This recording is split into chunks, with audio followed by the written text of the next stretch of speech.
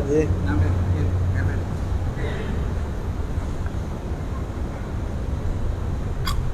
19 sekarang ya. Bisa 19 ya. Nggih.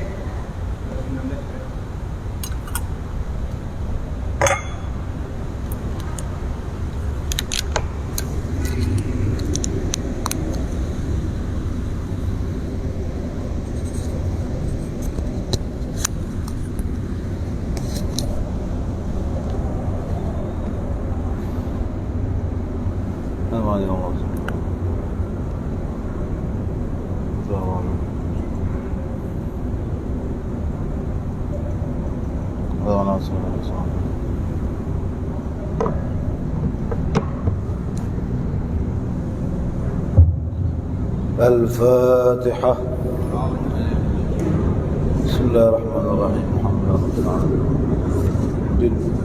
إياك نعبد وإياك نستعين اهدنا الصراط المستقيم صراط الذين أنعمت عليهم غير المغضوب عليهم ولا الضالين آمين. بسم الله الرحمن الرحيم. نحن التعلم والتعليم والإفرة والاستفرة والتذكر والتذكيرة النفع والانتفاع والحث على التمسك بكتاب الله وسنة رسوله والدعوة إلى الهدى والدلالة على الخير. رب اشرح لي صدري ويسر لي أمري واحلل عقدة من لساني يفقه قولي. رب زدنا علما نافعا وارزقنا فهما صادقا. وصلى الله على سيدنا مولانا محمد النبي الأمي وعلى آله وصحبه وسلم والحمد لله رب Assalamualaikum warahmatullahi ta'ala wabarakatuh. Bismillah walhamdulillah wassalatu wassalamu ala rasulillah Sayyidina wa maulana Muhammad ibn Abdillah wa ala alihi wa sahbihi wa mawalah wa la hawla wa la quwata illa billah, amma ba'd. Alhamdulillah, kita dikumpulkan kembali di Masjid Al-Munawwar yang insyaallah semuanya diberkahi oleh Allah fid dunya wal akhirah. Tidak lupa untuk selalu bersalawat dan salam kepada junjungan Nabi besar Nabi Muhammad sallallahu alaihi wasallam. Mudah-mudahan kita semua berkat salawat meninggalkan dalam keadaan husnul khatimah, berbahagia di dunia wal akhirah. Melanjutkan pembahasan daripada al-fasl tsalits, bagaimana nasihat-nasihat para ulama-ulama kita, para salaf-salaf kita tentang keutamaan orang-orang yang menuntut ilmu dan orang-orang yang mempunyai ilmu dan orang-orang yang mengamalkan ilmu mereka. Karena ilmu adalah segalanya, maka itu dikatakan mal fakhru illa li ahlil ilmi. Tidak ada kebanggaan bagi siapapun kecuali dia memiliki ilmu Rasulullah sallallahu alaihi wasallam. Bangga kita. Bukan sombong, bangga. Ketika kita Allah berikan taufik dan hidayah, Allah mudahkan langkah kaki kita untuk talabul ilm. Ini satu kebanggaan buat kita. Maka itu beliau mengatakan, Abdullah bin Abbas pernah berkata, khayyira Sulaiman alaihi salam bainal ilmi wal mal wal muluk, fakhtara al-ilm fa'atahu Allahul mal wal muluk. Ini salah satu pondasi hidup kita. Kita contoh Nabi Allah Sulaiman alaihi salam. Nabi Sulaiman alaihi salam, beliau itu ketika diangkat menjadi rasul, beliau diberikan Allah 3 pilihan. Kata Allah, wahai Nabi Sulaiman, pilihlah di antara ketiga ini mana yang kau inginkan. Apa itu ketiganya? Pertama ilmu, kedua harta, ketiga kerajaan. Mana yang kau pilih? Kalau orang sekarang ini jujur aja lah. Apa yang kita pilih? Harta. Apa yang kita pilih? Jabatan, kursi. Ya. Tapi ketika Nabi Sulaiman ditawarkan Allah, mau ilmu, mau harta, mau jabatan, mau kekerajaan, maka Nabi Sulaiman alaihi salam beliau mengatakan, ya Allah, fakhtartul ilma, aku memilih ilmu ya Allah. Berikan aku ilmu. Tidak apa-apa aku tidak punya harta. Tidak apa-apa aku tidak punya kekerajaan. Yang penting aku mempunyai ilmunya Allah. Maka ketika itu Allah berikan Nabi Allah Sulaiman ilmu. Setelah beliau mendapatkan ilmu yang barakah, menjadi Rasul yang diutus untuk umat, maka Allah berikan secara cuma-cuma harta dan kekerajaan. Artinya hadirin, ketika orang itu mempunyai ilmu, dia sudah pasti dikejar harta. Ketika orang itu lebih mendahulukan ilmu, dia pasti mendapatkan kekerajaan, kemuliaan. Ketika Nabi Sulaiman dapat ilmu, beliau dapat harta yang banyak. Beliau dapat kekerajaan yang sungguh luar biasa. Makanya 4 orang yang menguasai dunia, 4 raja. 2 muslim, 2 kafir. Siapa salah satunya? Nabi Sulaiman. Menguasai seluruh dunia dari timur ke barat. Apa sebab Nabi Sulaiman dapat harta yang banyak? Apa sebab Nabi Sulaiman dapat kekerajaan yang begitu luar biasa? Sebabnya beliau mau menuntut ilmu. Sebabnya beliau mau mengamalkan ilmu. Sebabnya beliau mau berdakwah dengan ilmu tersebut. Maka kita jangan tertipu hadirin. Baca manaqib Nabi Sulaiman. Beliau kemana-mana naik angin. Kalau ada ustadz aja naik angin zaman sekarang, udah kalau ngaku nabi banyak pengikutnya itu. Karena nggak ada ilmu. Orang sekarang suka dengan yang aneh-aneh. Ya, dukun palsu aja dibungulinya mau aja orang sekarang ini. Bukan daripada ilmunya Allah, ilmunya Nabi Muhammad. Nabi Sulaiman kemana-mana pakai angin. Angin itu salah satu anak buahnya Nabi Sulaiman. Kenapa seluruh makhluk tunduk dengan Nabi Sulaiman? Karena Nabi Sulaiman tunduk dengan yang punya makhluk, Allah subhanahu wa ta'ala. Lah kalau kita tunduk sama makhluk, nggak tunduk sama Allah, ya pantas saja hidup kita ini banyak sengsaranya, banyak kebingungannya, banyak susahnya, banyak sakitnya. Ta'alluq itu sama Allah, berpegang teguh itu sama Allah, bukan sama makhluk. Nanti Allah akan menggerakkan hati-hatinya makhluk untuk mencintai kita. Naik angin kemana-mana, lewat satu perkebunan, ada seorang nenek-nenek berkata, Subhanallah, Maha Suci Engkau, Ya Allah, yang memberikan Sulaiman kekerajaan yang begitu luar biasa, kemana-mana bisa menaiki angin. Stop Nabi Sulaiman. Stop. Mendatangi nenek tersebut, seraya berkata, wahai umatku, wahai seorang nenek, ucapanmu yang barusan tadi itu lebih mulia daripada kedudukanku. Apa yang dia ucapkan oleh nenek tersebut? Kalimat Subhanallah. Jadi jangan kau heran kepadaku, ini semua dari Allah. Karena aku lebih memilih ilmu. Dan ketahuilah, salah satu ilmu zikir yang kau baca tadi itu lebih mulia daripada kedudukan aku menaiki angin kemana-mana. Berzikir kalimat Subhanallah, walhamdulillah, wala ilaha illallah, wallahu akbar. Ma'asyal hadirin yang dimuliakan oleh Allah subhanahu wa ta'ala. Wa qala Sayyidina Isa alaihi salam, man ta'allam wa amila wa 'allam fadzaka yud'a 'aziman fi malakutis samawat. Kita mau enggak dibanggakan Allah? Mau. Mau nggak dibanggakan Nabi Muhammad? Mau. Mau nggak terkenal? Di sini kita stop dulu, jangan main jawab aja. Kalau ditanya mau nggak terkenal, kalau dibanggakan Allah mau, dibanggakan Nabi Muhammad mau nggak terkenal? Pikir dulu. Terkenal di mana dulu? Terkenal dunia akhirat atau dunia saja atau akhirat saja?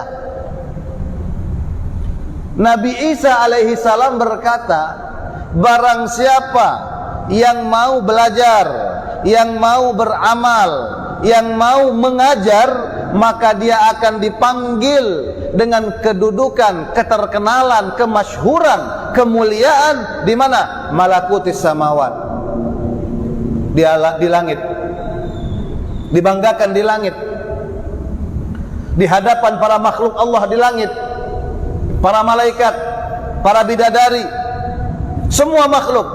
Allah katakan, lihatlah hambaku itu Fulan bin Fulan yang sedang duduk di pengajian. Lihatlah dia dapat ilmu, lihatlah ilmunya dia amalkan, dan lihatlah dia mengajarkan ilmu yang dia amalkan. Itu kita dibanggakan. Maka jangan pernah kita mengatakan kita kepengen terkenal tapi kita tidak mau beramal. Dan terkenal satu-satunya terkenal yang mulia, terkenal di sisi Allah Subhanahu wa taala. Bukan terkenal di dunia. Terkenal di dunia bisa asalkan hati kita mampu menyandang makom tersebut. Karena banyak orang sudah terkenal hatinya berubah, tidak istiqomah lagi. Yang tadinya ikhlas, sabar jadi riya, sombong. Nah, ini yang kita takutkan. Makanya kita mikir dulu. Maka lebih baik kita terkenal di sisi Allah, terkenal di sisi Nabi Muhammad sallallahu alaihi wasallam. Allah banggakan orang-orang yang berilmu, yang mengamalkan dan yang berdakwah. Siapa yang berkata? Nabi Isa. Seorang nabi, seorang rasul yang dimuliakan oleh Allah Subhanahu wa taala. Qala Abu Darda radhiyallahu an, al-alim wal muta'allim syarikan fil khair. Wasairun nas hamajun la khaira fihim. Kata Abu Darda ini salah satu sahabat Nabi Muhammad. Beliau mengatakan orang alim dan orang yang belajar itu syarikan fil khair, adalah dua orang yang menuju kebaikan. Jadi mohon maaf, ini sekedar contoh. Yang mengajar, yang duduk, yang mendengar itu pahalanya sama. Pahalanya sama. Kenapa? Kalau ada yang ngajar saja, nggak ada yang dengar, siapa yang mau ngambil manfaat? Kalau banyak yang duduk, nggak ada yang ngajar, mau dengar apa kita? Maka kedua-duanya ini mulia. Dan tidak boleh salah satu di antara kedua ini merasa lebih mulia, maka batal kemuliaan itu. Kemuliaan ilmu itu batal jika kita sudah merasakan kita yang lebih baik, baik yang di depan atau yang di belakang. Kenapa? Karena kata beliau syarikan fil khair, dua-duanya dalam kebaikan. Ada lagi enggak yang mendapatkan kebaikan seperti kedua ini? Ada. Siapa? Yang di luar, yang kepengen hadir tapi enggak bisa hadir, tapi niatnya kepengen hadir. Sakit, walaupun pahalanya tidak sama seperti yang di masjid, tetapi ada pahala yang sama walaupun mereka tidak hadir. Siapa mereka? Istri kita. Ya. Mungkin mereka saat ini di rumah sedang duduk, sedang santai ataupun sedang masak. Tapi mereka dapat pahala sebagaimana pahala suami-suami mereka yang duduk di sini. Tapi dengan satu syarat. Syaratnya sama dengan kita. Kita keluar ke sini ikhlas atau enggak? Karena Allah atau enggak? Begitu juga istri kita ketika keluar rumah suaminya ikhlas atau tidak, mendoakan atau tidak. Nah, jadi tidak ada ruginya orang duduk di majlis, tidak ada ruginya, barokah dunia dan akhirat. Wa qala Abu Muslim Al-Khawlani rahimahullahu taala, Abu Muslim adalah salah satu sahabat. Tabi'i al-kabir Abu Muslim Abdullah bin Thuwaib al-Khawlani min ahbar al-ummah wa zuhaduha. Aslam fi ayamin Nabi SAW wa dakhala al-Madinah fi khilafati Siddiq. Ini Abi Muslim sedikit kita ceritakan sejarahnya, termasuk tabi'in, tapi beliau masuk Islam di zaman Nabi Muhammad. Beliau masuk Islam di zaman Nabi Muhammad, tapi beliau tabi'in, bukan sahabat. Kenapa? Tidak bertemu Rasulullah. Karena beliau baru masuk Madinah itu di zaman Khalifah Sayyidina Abu Bakar As-Siddiq. Berarti beliau tinggalnya jauh dari kota Madinah. Tapi sampai ke sana cahaya Nabi Muhammad, cahaya Islam, syariat Allah, sehingga beliau masuk Islam dengan dakwahnya para sahabat. Abu Muslim ini salah satu tabi'in yang luar biasa ya, yang mempunyai keramat yang begitu luar biasa. Kalau kita membaca sejarah, ada satu nabi, ada satu rasul, di zaman Raja Namrud dia dibakar tidak terbakar. Raja siapa? Raja Namrud. Nabi siapa? Nabi Ibrahim. Ya. Nabi Ibrahim itu dia dimasukkan ke dalam kobaran api yang begitu luar biasa. Dimasukkan, dibakar. Maka Allah mengatakan, ya nar kuni bardan wa salaman ala Ibrahim.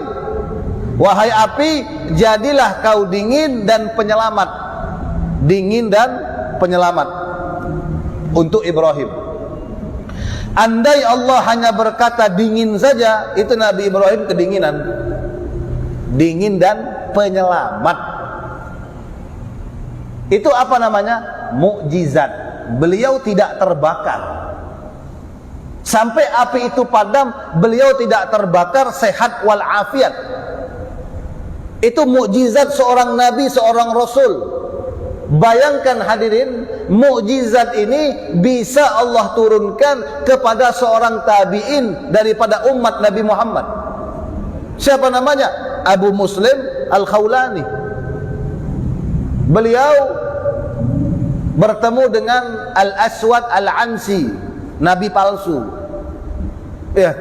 Jadi zaman Nabi sudah ada nabi palsu. Ini enggak heran zaman sekarang banyak nabi palsu. Ya, nabi ada, malaikat Jibril ada, macam-macam. Kata nabi palsu itu, "Siapa saya? Apakah kau percaya saya nabi, saya rasul?" Kata Abu Muslim, "Hah? Apa? Saya enggak dengar." "Apakah kau percaya Nabi Muhammad rasul?" "Na'am, iya. Saya percaya kalau Rasulullah adalah Muhammad." Ya, Nabi Muhammad itu adalah utusan Allah. Marah nabi palsu ini. Ya namanya juga nabi palsu, ya pemarahan. Ya kan? Ada wali palsu, ya pemarahan, waluh. Ada ulama tapi pemarahan, ya ulama-ulamaan. Ada ustadz si cepat ketersinggung, sombong, riya, hasud, ya ustadz-ustadzan. Ada seorang muslim, seorang mukmin tapi banyak penyakit hati, ya muslim-musliman, Islam KTP. Saking marahnya dia kumpulkan kayu bakar, disuruh bakar ini Abu Muslim. Bakar itu orang, dibakar, dimasukkan ke dalam api. Apa yang terjadi?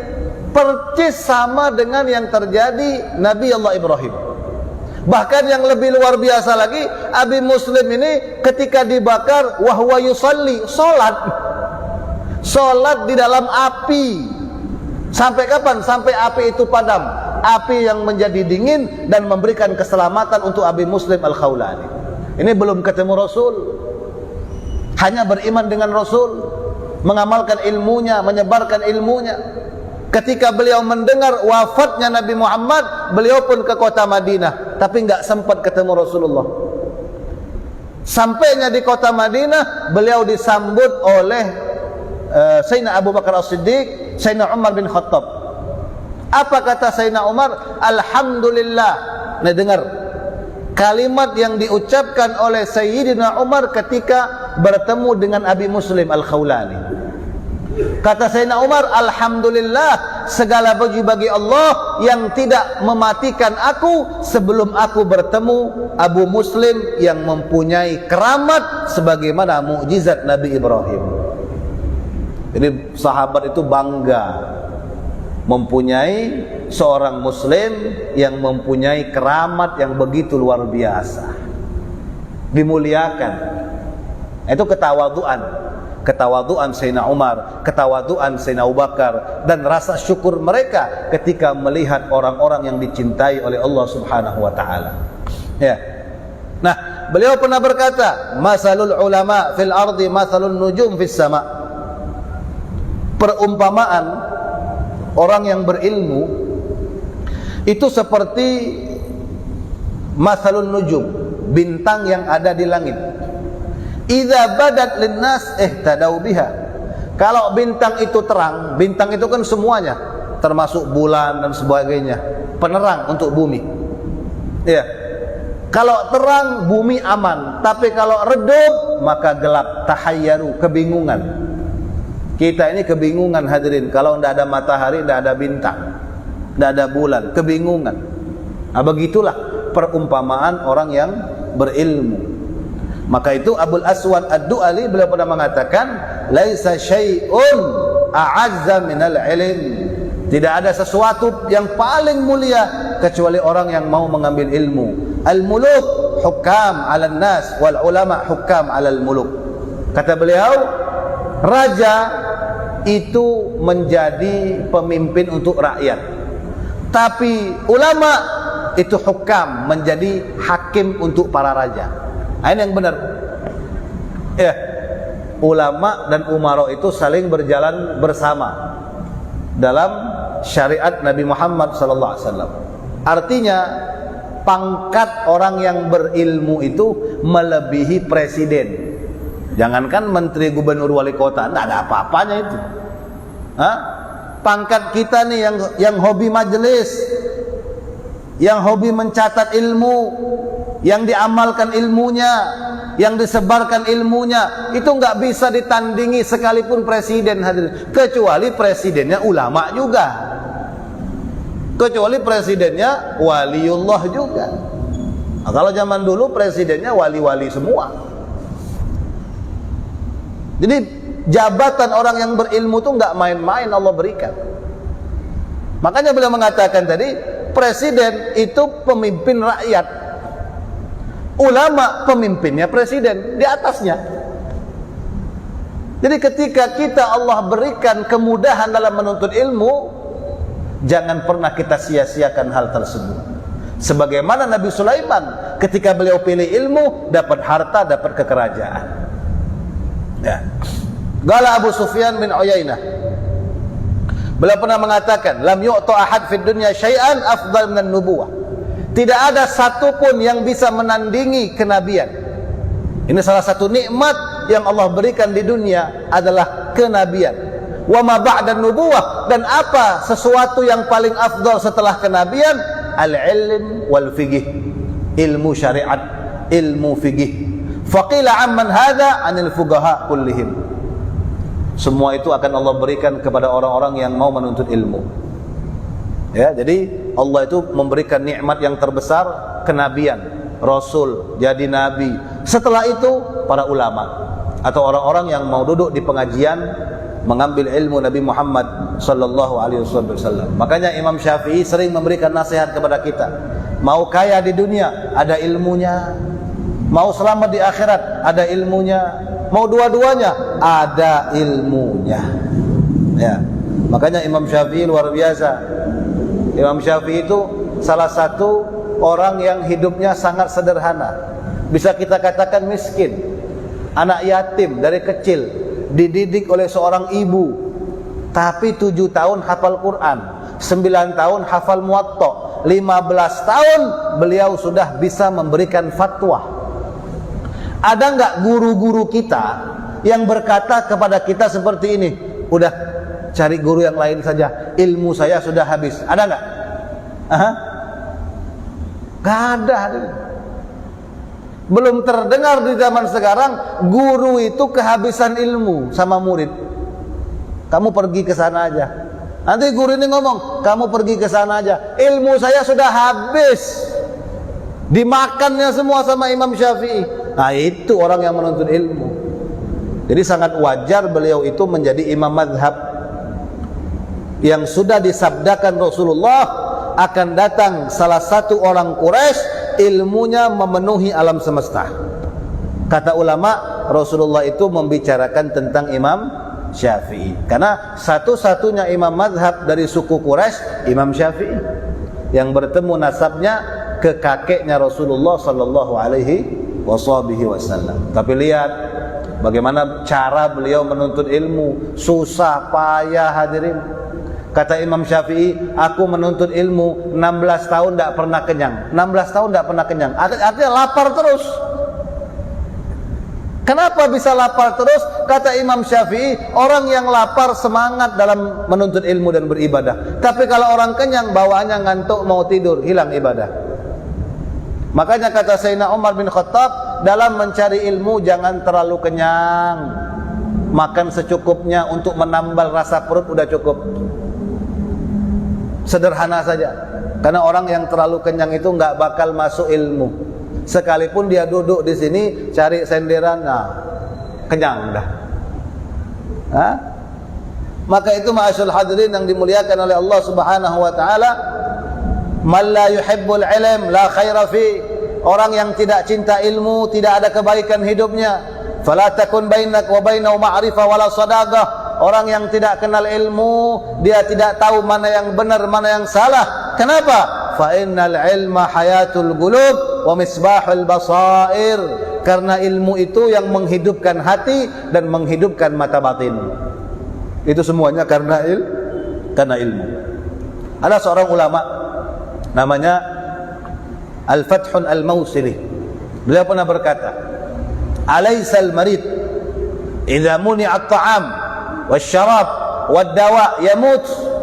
Kata beliau, bukankah orang sakit itu, orang sakit parah, koma, enggak kamu kasih obat, enggak kamu kasih makan, enggak kamu kasih minum, insyaallah 3 hari tahlil itu. La ilaha illallah. Tahlil. Sakit parah enggak diurus, dia mati. Begitulah kata beliau, idza muni'al hikmah wal ilma 3 ayyam yamut. Begitu juga dengan hati kita. 3 hari kosong dari ilmu, 3 hari kosong daripada hikmah, dengar ceramah dan mencatat ilmu syariat, hati kita akan mati. Bagaimana kalau seminggu? Ini 3 hari aja mati. Bagaimana kalau 2 minggu? Bagaimana kalau 1 bulan? Bagaimana seumur hidupnya dia tidak pernah kenal dengan majelis? Na'udzubillah min dzalik.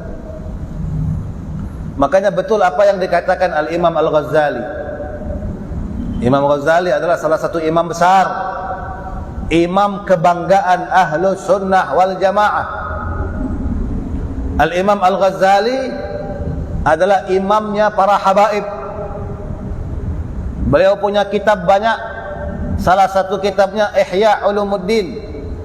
Al-Habib Abdurrahman As-Segaf, beliau pernah mengatakan, "Man lam yaqra'il Ihya falaysa lahu haya." Orang yang enggak pernah baca kitab Ihya, dia enggak punya malu hidupnya. Ini imam besar, wali besar. Makanya kalau kita mau tahu tanda-tanda Ahlus Sunnah wal Jamaah, cinta sama Imam Ghazali. Selesai. Gak usah banyak-banyak kita cari tanda-tandanya, gak usah ribet-ribet. Kalau kita mau tahu orang ini betul Ahlus Sunnah atau tidak, dia cinta gak sama Imam Ghazali.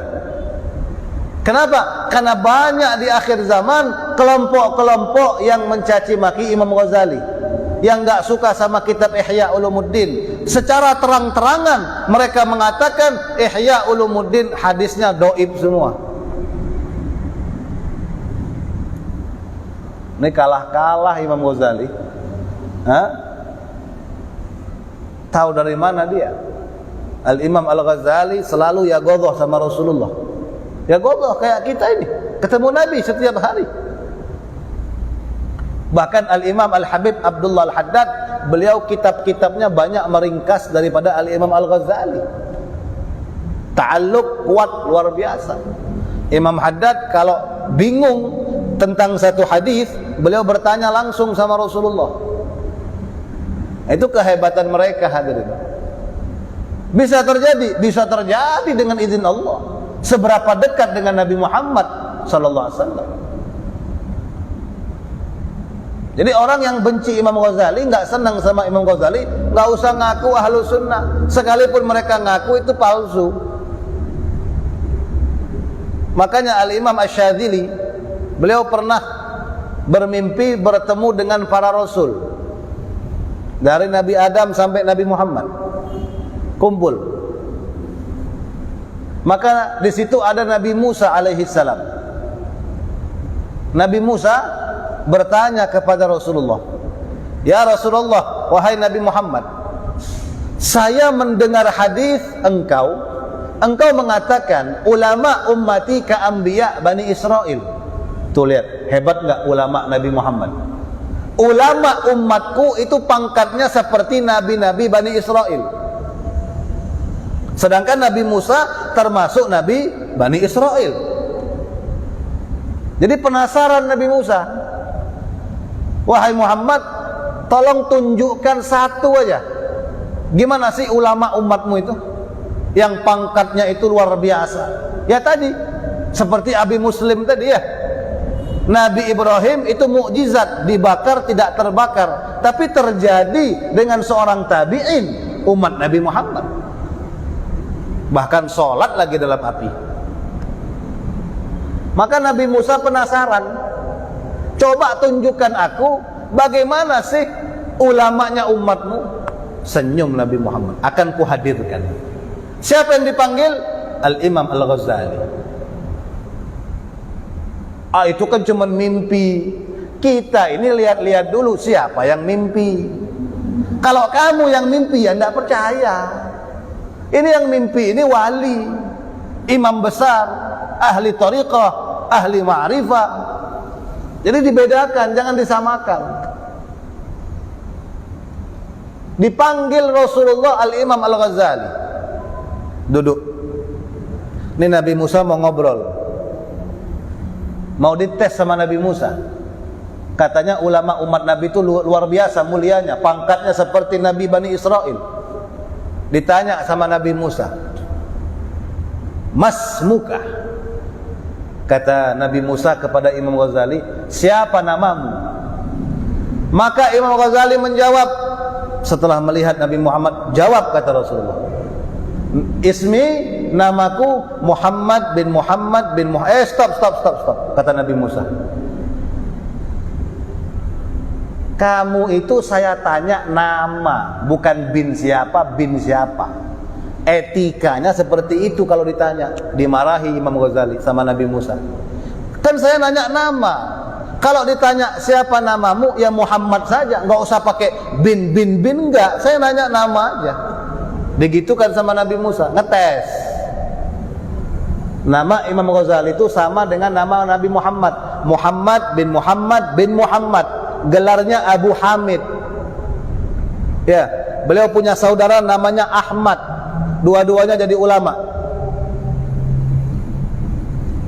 Kalau ditanya nama, ya nama aja, nggak usah pakai bin. Ngelihat Imam Ghazali, ngelihat Rasulullah.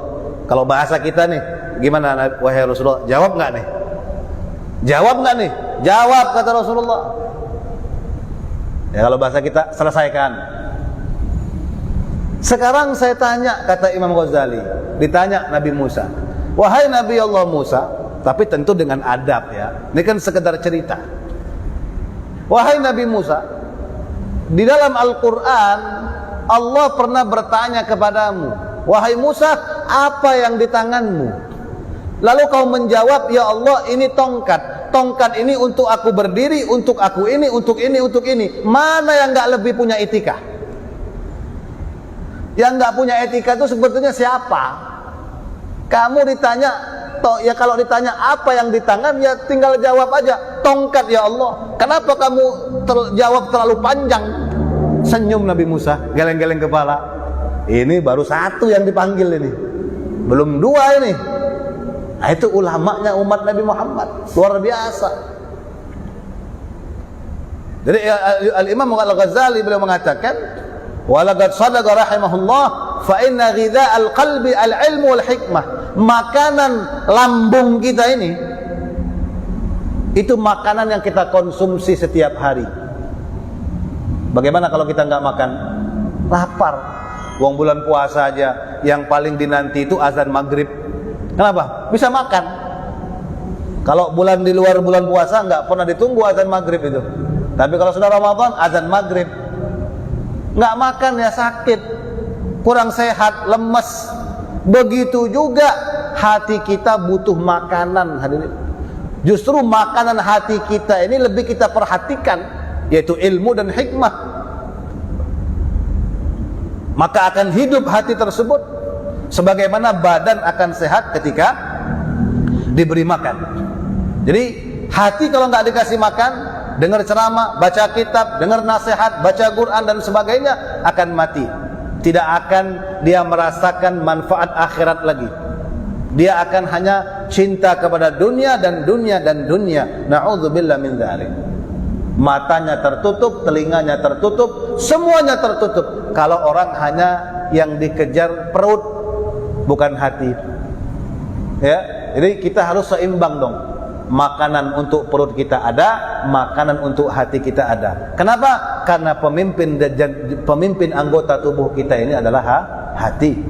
Ya, hati itu rusak semua. Hati itu baik semua. Insyaallah kita selalu berdoa kepada Allah Subhanahu wa taala dengan membaca nasihat-nasihat para ulama-ulama kita Ahlus Sunnah wal Jamaah, selalu memberikan motivasi, semangat untuk selalu menambah rajin untuk menuntut ilmu yang wajib, ilmu yang sunnah, dan mudah-mudahan Allah mudahkan kita untuk mengamalkan ilmu tersebut, dan Allah mudahkan untuk kita mengajarkan ilmu tersebut dan diberkahi oleh Allah Subhanahu wa taala. Rabbi fanfa'na bi barakatihim wa hdina al-husna bi hurmatihim wa amitna fi tariqatihim wa mu'afat min al-fitan ya rabbi bihim wa bi alihim ajil bin nasri wa bil faraji wa sallallahu ala sayyidil mursalin walhamdulillahi rabbil alamin. Taqabbalallahu minkum.